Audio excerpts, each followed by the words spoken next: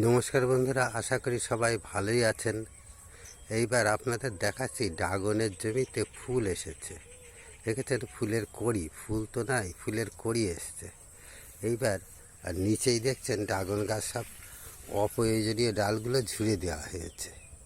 হ্যাঁ, এইভাবে ড্রাগনের কড়ি আসে। এই সময় ড্রাগন গাছে প্রচুর পরিমাণ কড়ি এসছে।